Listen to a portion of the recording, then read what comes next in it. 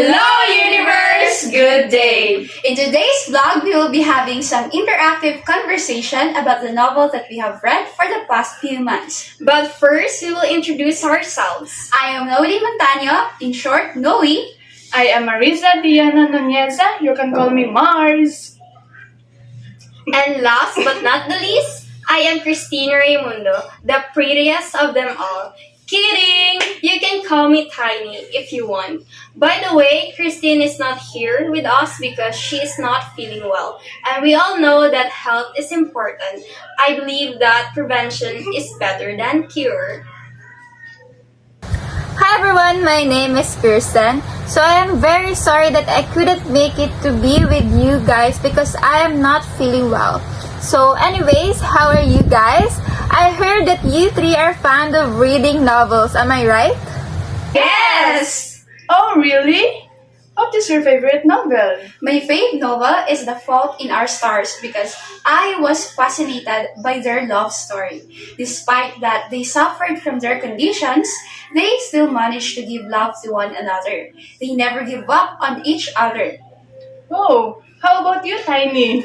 I have many, but I have a new favorite, which is The Pride and Prejudice by Jane Austen. Oh, really? Same!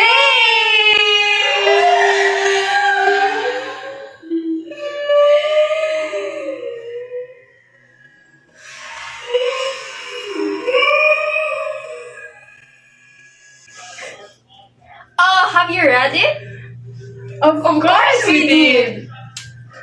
Oh, can you share with us about that novel? So our followers would know about one of the greatest novel of all times. So, who is your favorite character? My favorite character is Jane Bennet, the oldest and the most beautiful of the Bennet daughters. Jane has a good heart and a gentle nature. Jane's desire is to only the best in people becomes rather extreme at times, as in her disbelief that Wickham could be a liar. But she is not so enraged in her worldwide that her opinion cannot be changed. Jane's enter into one of the happiest and most successful marriage in the novel. Her relationship with Bingley is a rather static one.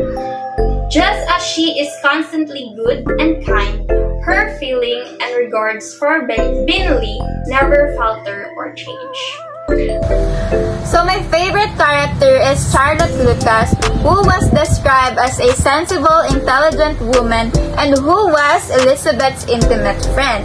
So because of this intelligence, Elizabeth assumes that Charlotte shares her values, even though Charlotte is much more pragmatic and cynical. So Charlotte's circumstances change throughout the novel, but her character traits remain stable.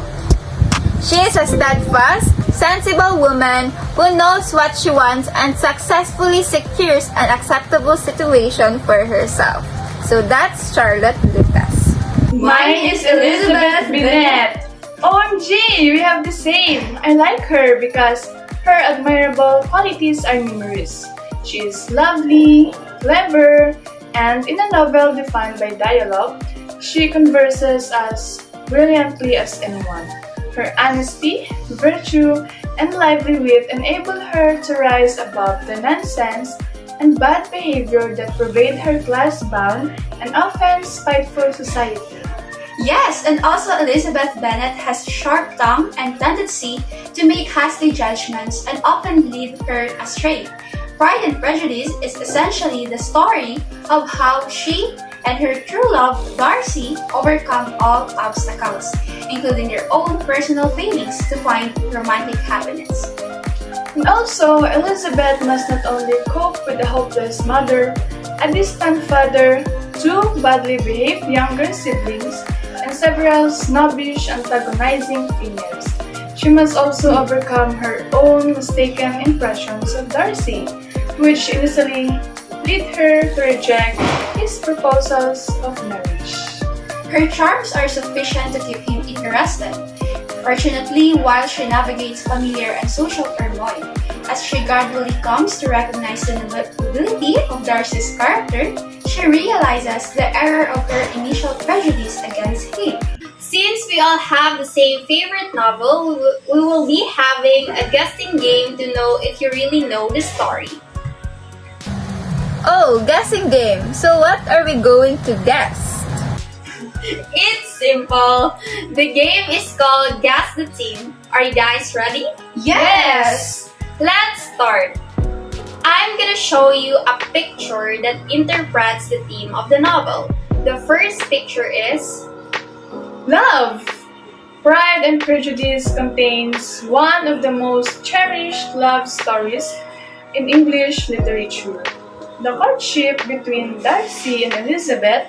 As in any good love story, the lovers must elude and overcome numerous stumbling blocks, beginning with the tensions caused by the lover's own personal qualities. Austen suggests that true love is a force separate from society and one that can conquer even the most difficult of circumstances. Okay, that's right. Next is Reputation! Pride and Prejudice depicts a society in which a woman's reputation is of the utmost importance. A woman is expected to behave in certain ways. Stepping outside the social norms makes her vulnerable to ostracism. And in a story that revolves heavily around how reputation affects people's lives, there is a particular focus on how a woman must present herself to the world. Yes, I really agree with that. Even now in this kind of social construct still exists nowadays. Okay, let's move on to the next theme. Next is Family. Family is an integral theme in the novel. So all of the characters operate within networks of family connections that shape their decisions and perspectives. For female family members in particular, the influence and behaviors of their family members is a significant factor in their lives. So female family members tend to carry a lot of weight and they are judged according to the behavior of their family members. Yes, that's right. Another theme is social class and social status. Throughout the novel, there was much backlash against some of the upper class character rubbing elbows with the lower class character. The theme of the class is related to reputation, in that both reflects the strictly regimented nature of life for the middle and upper classes and Regency. Throughout the novel, even though the Bennet's family is socialized with the upper classes character, they are clearly not in the same league as are treated as such.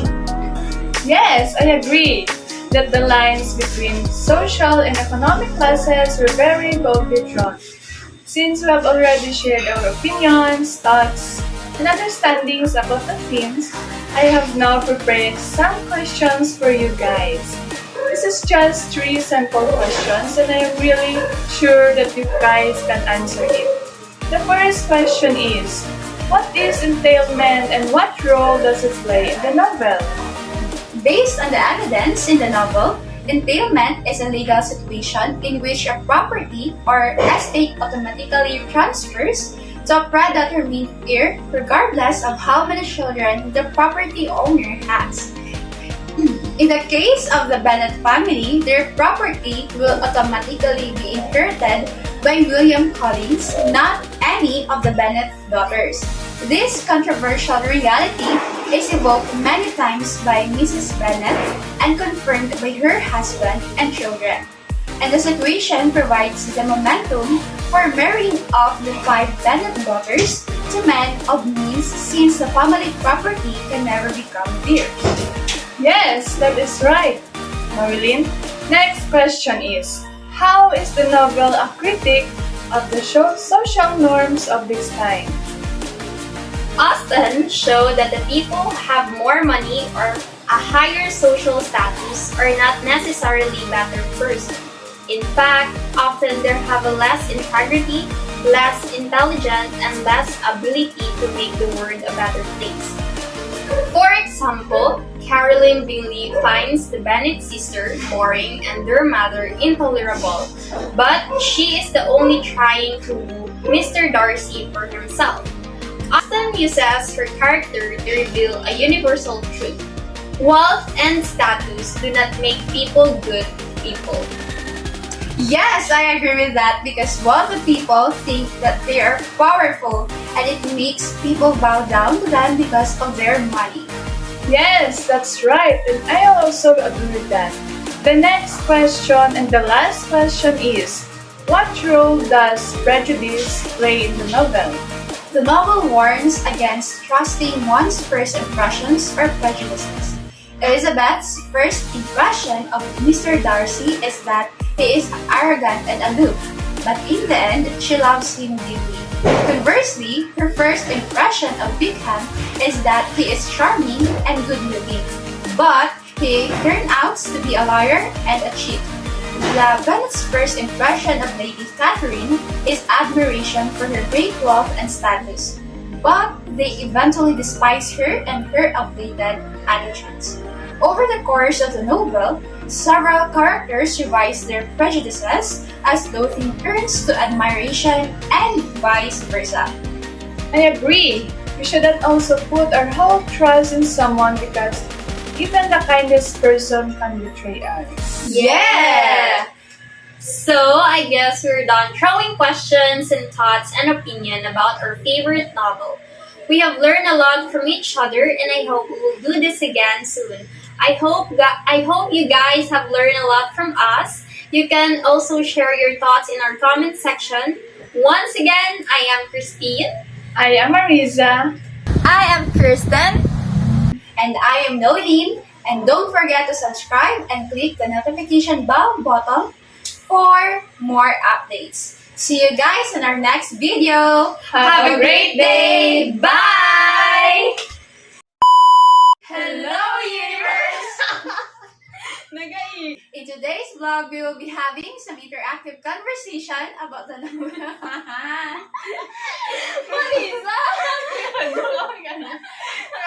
Collins. Not own or what? Not any of the I don't know. The Bennett sentence. For example, being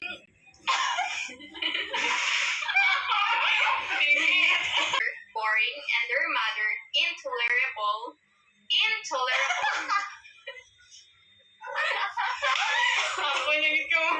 Defines the Bennett sisters.